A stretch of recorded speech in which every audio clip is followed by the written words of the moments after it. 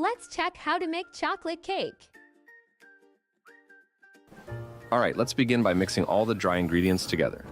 Pour the sugar straight into the bowl, but it's best to sift the rest. Next, add the flour. I go with regular all-purpose. 1 3/4 cups should do the trick. Then toss in 1 cup of unsweetened natural cocoa, a heaping teaspoon of baking soda, and another heaping teaspoon of baking powder. And lastly, don't forget the salt. I just add 1/3 teaspoon.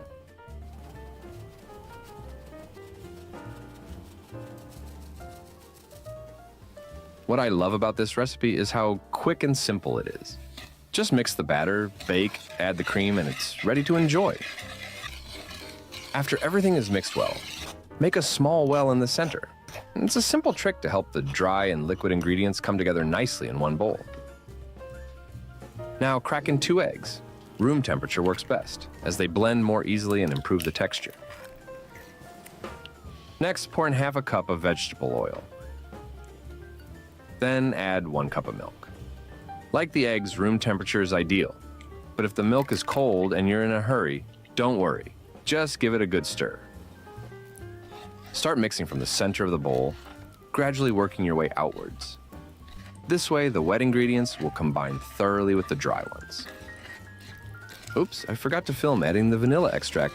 Now's the perfect time to add a splash. Keep mixing until the batter is smooth and free of lumps. This is exactly how it should look. All right, let's take a little break from the batter and brew some flavored coffee. Simply pour boiling water over a teaspoon of coffee, but don't drink it. We'll need it for the recipe. I'll admit though, I couldn't resist sneaking an extra cup for myself behind the scenes. While the coffee is brewing, let's go ahead and grease the baking molds really well. Make sure you cover all the nooks and crannies so nothing sticks when we bake.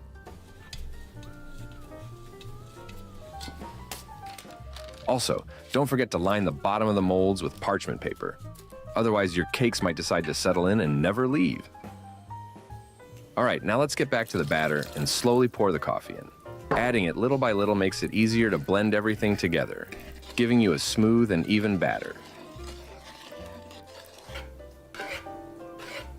Even if the batter looks more like a milkshake, pour in every last drop of coffee. It's exactly how it should be. The batter might seem runny, but trust me, the cake will turn out perfect. Finally, pour the batter into the prepared molds, making sure to divide it evenly, and that's it, ready to bake. If you enjoyed this video, please like and subscribe. It really helps the channel grow. Now place the molds into the preheated oven. If they don't fit on the same rack, just stagger them slightly on different levels.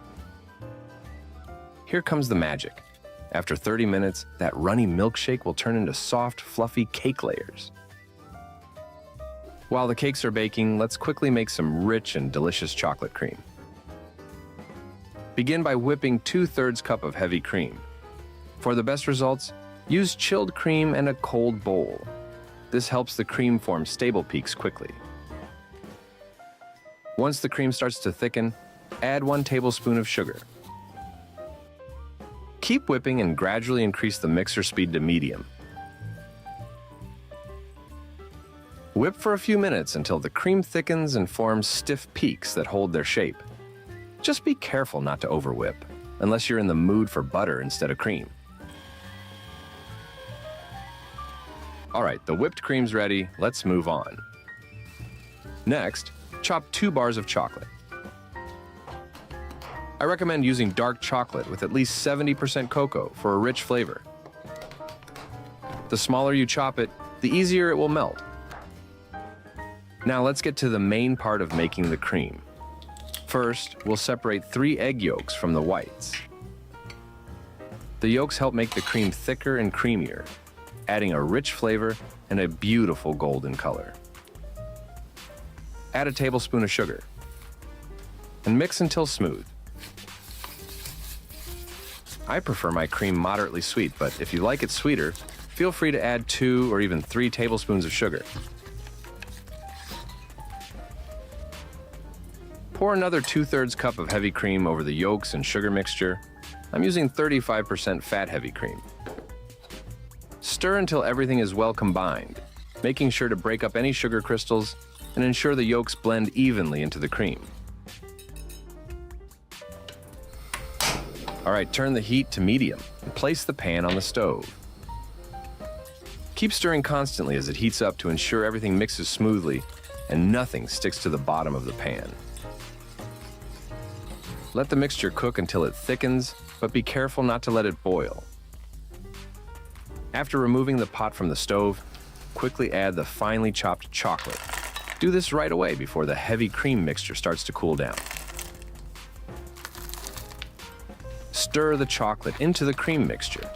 It will melt quickly and everything will combine nicely. The cream may be a bit gritty at first, but don't worry. It will smooth out as we go along. Without wasting any time, gently fold the chocolate mixture into the whipped cream. Work quickly here. You need to combine the cream and assemble the cake immediately, as the cream will firm up and become harder to spread as it sets. Well done. The cream is ready. Now, let's get back to the cake layers. Be sure to let them cool in the mold for about 10 minutes before removing them. Otherwise, they might collapse. After they've cooled, gently tap the mold to help the cake layers come out more easily. This is where the parchment paper really helps. Without it, removing the cake layers from the molds would be a lot trickier. Now for the fun part, spreading the cream.